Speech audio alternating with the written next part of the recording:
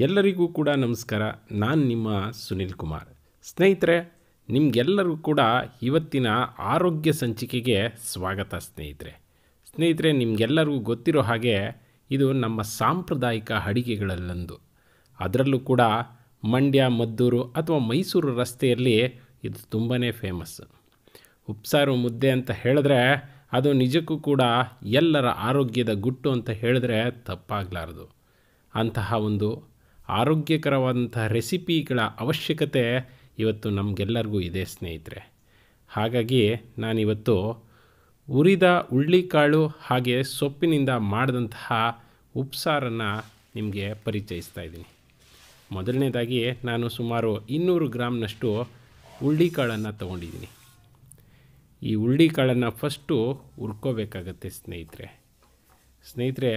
ಇದು ನೋಡೋದಕ್ಕೆ ಈ ಕಲರ್ ಇದೆ ಅಲ್ವಾ, ಹುರಿದ ತಕ್ಷಣ ನೋಡಿ ಅದೆಂತಹ ಸೊಗಸಾದಂತಹ ಕಲರ್ ಬಂದಿದೆ ಅಂತ. ಆ ಬಣ್ಣದಲ್ಲೇ ನಿಮಗೆ ಗೊತ್ತಾಗುತ್ತೆ ಇದು ಚೆನ್ನಾಗಿ ಬೆಂದಿದೆ ಅಂತ. ಬೇಯೋದಕ್ಕೆ ಮೊದಲು ಇದು ಸ್ವಲ್ಪ ಗ್ರೇ ಕಲರ್ ಇದ್ದಿದ್ದು ಅನಂತರ ರೆಡ್ ಕಲರ್ಗೆ ಚೇಂಜ್ ಆಗಿದೆ. ಆನಂತರ ಇಲ್ಲಿ ನಾನು ಸುಮಾರು 1 ಚಮಚನಷ್ಟು ನೀರನ್ನು ಕುದಿಯೋದಕ್ಕೆ ಇಟ್ಟಿದ್ದೀನಿ. ಇದು ಚೆನ್ನಾಗಿ ಕುದ್ದ ನಂತರ ನಾನು ಈಗ ಆಲ್ರೆಡಿ ಹುರ್ಕೊಂಡು ಬಂದಿರುವಂತಹ ಹುಳ್ಳಿಕಾಳನ್ನು ಇದಕ್ಕೆ ಹಾಕ್ಕೊಳ್ತಾ ಇದ್ದೀನಿ. ಇದನ್ನು ಚೆನ್ನಾಗಿ ಬೇಯಿಸ್ಕೊಳ್ಳಿ ಸ್ನೇಹಿತರೆ. ಚೆನ್ನಾಗಿ ಕೊತ ಅಂತ ಕುದಿಯುವಂತಹ ಒಂದು ನೀರಲ್ಲಿ ಇದು ಸುಮಾರು ಒಂದು 5 ನಿಮಿಷಗಳ ಕಾಲ ಚೆನ್ನಾಗಿ ಬೇಯಬೇಕಾಗತ್ತೆ. ಆನಂತರ ಈ ಹುಳ್ಳಿಕಾಳು ಬೆಂದಿದೆಯಾ ಅಂತ ನೋಡೋದಕ್ಕೆ ಒಂದು ಸ್ಮಾಲ್ ಟಿಪ್ಸನ್ನು ಹೇಳ್ತೀನಿ ಸ್ನೇಹಿತರೆ. ಇದರಲ್ಲಿ ಒಂದು ಕಾಳನ್ನು ನೀವು ತೆಗೆದುಕೊಂಡು ನಿಮ್ಮ ಕೈಯಲ್ಲಿ ಇಟ್ಕೊಂಡು ಅದನ್ನು ಪ್ರೆಸ್ ಮಾಡಿದ್ರೆ ಅಮುಕಿದ್ರೆ ಅದು ಪೀಸ್ ಆಗಬೇಕು, ಆಗ ಇದು ಬೆಂದಿದೆ ಅಂತ ಅರ್ಥ. ಆನಂತರ ನಾನಿಲ್ಲಿ ಅರಿವೆ ಸೊಪ್ಪನ್ನು ತೊಗೊಂಡು ಬಂದಿದ್ದೀನಿ.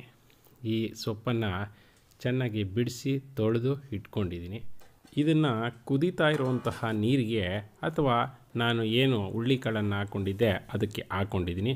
ನಂತರ ಸುಮಾರು ಅರ್ಧ ಟೀ ಸ್ಪೂನಷ್ಟು ಉಪ್ಪನ್ನು ಹಾಕ್ಕೊಂಡಿದ್ದೀನಿ. ಮೊದಲನೇದಾಗಿ ಇಲ್ಲಿ ಸೊಪ್ಪು ತುಂಬ ಜಾಸ್ತಿ ಕಾಣಿಸ್ತಾ ಇದೆ ಅಂತ ಅಂದ್ಕೊಂಬಿಡಿ. ಬೆಂದ ನಂತರ ಇದು ತುಂಬಾ ಕಡಿಮೆ ಆಗುತ್ತೆ ಸ್ನೇಹಿತರೆ. ನಂತರ ಈ ಒಂದು ತೂತ್ ಬೋಸಿ ಏನಿದೆ ಇದನ್ನು ಮೇಲ್ಗಡೆ ಮುಚ್ತೀನಿ. ಆನಂತರ ಇದನ್ನು ಆಗಾಗ ತೆಗೆದು ಸೊಪ್ಪನ್ನು ತಿರುಗಿಸ್ಕೊಳ್ತಾ ಇರಬೇಕಾಗತ್ತೆ. ಸೊ ಈ ರೀತಿಯಲ್ಲಿ ತಿರುಗಿಸ್ಕೊಳ್ಳೋದ್ರಿಂದ ಸೊಪ್ಪು ಕೂಡ ಬೇಯುತ್ತೆ, ಹಾಗೆ ಸಾಂಬಾರು ಕೂಡ ಟೇಸ್ಟಿಯಾಗುತ್ತೆ. ಆ ಒಂದು ಸೊಪ್ಪಿನ ರಸ ಏನಿದೆ ಹಾಗೆ ಹುಳ್ಳಿಕಾಳಿನ ರಸ ಎರಡೂ ಕೂಡ ಸೇರಿ ಆ ಒಂದು ಸಾಂಬಾರಿನ ಟೇಸ್ಟ್ ಅದೆಂತಹ ಒಂದು ಉತ್ಕೃಷ್ಟ ಮಟ್ಟದಲ್ಲಿರುತ್ತೆ ಅಂದರೆ ಸ್ನೇಹಿತರೆ, ಅದನ್ನು ತಿಂದೋರಿಗೆ ಗೊತ್ತು ಅದರ ಮಜಾ.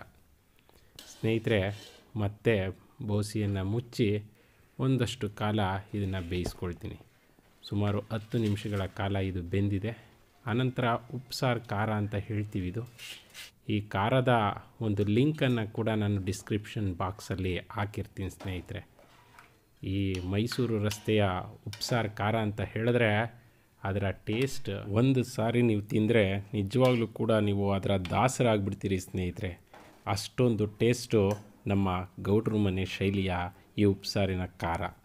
ಸ್ನೇಹಿತರೆ, ಒಂದು ಟಿಪ್ಸನ್ನು ಇಲ್ಲಿ ಹೇಳೋದಕ್ಕೆ ಬಯಸ್ತೀನಿ. ಸೊಪ್ಪನ್ನು ಬೆಂದಿದೆಯಾ ಅಂತ ನೋಡೋದಕ್ಕೆ ಸೊಪ್ಪಿನ ಒಂದು ದಿಂಡಿನ ಭಾಗವನ್ನು ತಗೊಳ್ಳಿ. ಅದನ್ನು ಪ್ರೆಸ್ ಮಾಡಿದ್ರೆ ಅಮುಕಿದ್ರೆ ಅಲ್ಲೇ ಗೊತ್ತಾಗ್ಬಿಡುತ್ತೆ ಅದು ಬೆಂದಿದೆಯಾ ಇಲ್ವಾ ಅಂತ. ಅಥವಾ ನೀವು ಒಂದು ಸೊಪ್ಪಿನ ದಂಟನ್ನು ಎತ್ತಿ ಟೇಸ್ಟ್ ಕೂಡ ಮಾಡಿ ನೋಡಬಹುದು. ಈಗ ಆಗಿದೆ ಸ್ನೇಹಿತರೆ. ಈಗ ಇದನ್ನು ಅದೇ ತೂತ್ ಬೋಸಿಗೆ ಹಾಕ್ಕೊಂಡು ಸಾಂಬಾರು ಬೇರೆ ಮತ್ತು ಕಾಳನ್ನು ಬೇರೆ ಮಾಡ್ಕೊಳ್ತಾ ಇದ್ದೀನಿ ಸ್ನೇಹಿತರೆ. ಈ ಒಂದು ಟೈಮ್ನಲ್ಲಿ ನಿಮಗೆ ಸಾಂಬಾರು ಜಾಸ್ತಿ ಬೇಕು ಅಂತ ಹೇಳಿದ್ರೆ ಕುದಿಸೋಂತಹ ಟೈಮಲ್ಲೇ ಸ್ವಲ್ಪ ನೀರು ಹಾಕಿ ಹೆಚ್ಚಿಗೆ ಮಾಡ್ಕೋಬೋದು. ಸಾಂಬಾರು ಏನಪ್ಪ ಇಷ್ಟೊಂದು ಕಡಿಮೆ ಇದೆ ಅಂತ ಅಂದ್ಕೊಬೇಡಿ. ಇದು ನಾನು ಸ್ವಲ್ಪ ಮಟ್ಟದಲ್ಲಿ ಮಾಡಿದ್ದೀನಿ. ನಿಜಕ್ಕೂ ಕೂಡ ಆ ಉಪ್ಸಾರಿನ ಖಾರವನ್ನು ಮತ್ತೆ ಬೆರೆಸ್ಕೊಂಡು ಅದಕ್ಕೆ 2 ಹನಿ ನಿಂಬೆಹಣ್ಣನ್ನು ಇಂಟ್ಕೊಂಡು ಆ ಮುದ್ದೆಯ ಸವಿಯನ್ನು ಸವಿದವನಿಗೆ ಗೊತ್ತು ಅದರ ಮಜಾ ಸ್ನೇಹಿತರೆ. ನಿಜವಾಗ್ಲೂ ಸ್ನೇಹಿತರೆ, ಇವತ್ತಿನ ಒಂದು ಕಾಲದಲ್ಲಿ ದೇಶಾದ್ಯಂತ ಕೊರೋನಾ ವೈರಸ್ ತಾಂಡವವಾಡ್ತಿದೆ ಸ್ನೇಹಿತರೆ. ನಿಜವಾಗ್ಲೂ ನಮ್ಮ ಒಂದು ಹಳೆಯ ಸಾಂಪ್ರದಾಯಿಕ ರೆಸಿಪಿಗಳನ್ನು ನಿಜವಾಗ್ಲೂ ನಾವು ಮರ್ತಿದ್ದೀವಿ. ಈ ಒಂದು ಉಪ್ಸಾರು ಇರಬಹುದು ಅಥವಾ ಸಾಕಷ್ಟು ರೆಸಿಪಿಗಳಿರಬಹುದು, ಇದರಲ್ಲಿ ಇರುವಂತಹ ಒಂದು ಆರೋಗ್ಯ ಹಾಗೆ ರೋಗ ನಿರೋಧಕ ಶಕ್ತಿಗಳು ನಮ್ಮನ್ನು ಎಲ್ಲ ವೈರಸ್ಗಳಿಂದ ಕಾಪಾಡ್ತವೆ. ನಮ್ಮ ದೇಶದಲ್ಲಿ ಇದುವರೆಗೂ ಕೂಡ ಪ್ಲೇಗ್, ವೈರಸ್, ಮಲೇರಿಯಾ ಅನ್ನೋಂತಹ ದೊಡ್ಡ ದೊಡ್ಡ ಸಾಕಷ್ಟು ರೋಗಗಳನ್ನೇ ನಾವು ತಡೆದುಬಿಟ್ಟಿದ್ದೀವಿ. ಕಾರಣ ಏನಂದರೆ ನಮ್ಮ ಆಹಾರ ಕ್ರಮ. ಹಾಗಾಗಿ ಸ್ನೇಹಿತರೆ, ವಿದೇಶಿ ಒಂದು ಆಹಾರ ಕ್ರಮವನ್ನು ಬಿಟ್ಟು ನಮ್ಮ ದೇಶೀಯ ಹಳ್ಳಿಯ ಸೊಗಡಿನ ಆಹಾರ ಕ್ರಮವನ್ನು ರೂಢಿಸ್ಕೊಂಡ್ರೆ ಇಂತಹ ಕೊರೋನಾ ಅಂತಹ ಸಾವಿರ ವೈರಸ್ಗಳನ್ನು ನಾವು ಗೆಲ್ಲಬಹುದು.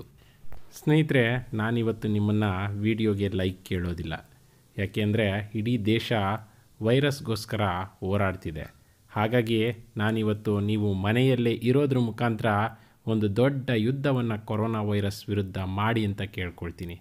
ಹಾಗೆ ಸಾಧ್ಯವಾದರೆ ನಿಮ್ಮ ಎಲ್ಲ ಪ್ಲ್ಯಾಟ್ಫಾರ್ಮ್ಗಳಲ್ಲೂ ಕೂಡ ಸೋಷಿಯಲ್ ಮೀಡಿಯಾಗಳಲ್ಲಿ ನಮ್ಮ ಈ ಒಂದು ಮೈಸೂರು ಕಡೆಯ ಒಂದು ಆರೋಗ್ಯವಂತ ಹಾಗೆ ಈ ಒಂದು ರೋಗ ನಿರೋಧಕ ಶಕ್ತಿಯನ್ನು ಹೆಚ್ಚಿಸುವಂತಹ ರೆಸಿಪಿಯನ್ನು ಸಾಕಷ್ಟು ಶೇರ್ ಮಾಡಿ ಅಂತ ಕೇಳ್ಕೊಳ್ತೀನಿ. ಹಾಗೆ ಸ್ನೇಹಿತರೆ, ವೈಭವ್ ಗೌಡ ಅವ್ರಿಗೆ ನಮನಗಳನ್ನು ಸಲ್ಲಿಸುತ್ತಾ ಹೆಲೋ ಆ್ಯಪಲ್ಲೂ ಕೂಡ ಬ್ಯಾಚುಲರ್ಸ್ ಅಡುಗೆ ಅನ್ನುವಂತಹ ನಮ್ಮ ಚಾನಲ್ ಇದೆ. ಅದಕ್ಕೂ ಕೂಡ ಫಾಲೋ ಆಗಿ ಹಾಗೆ ಶೇರ್ ಮಾಡಿ ಅಂತ ಕೇಳ್ಕೊಳ್ತಾ ವಿಡಿಯೋ ಮುಗಿಸ್ತೀನಿ. ನಮಸ್ಕಾರ. ಜೈ ಹಿಂದ್, ಜೈ ಕರ್ನಾಟಕ ಮಾತೆ.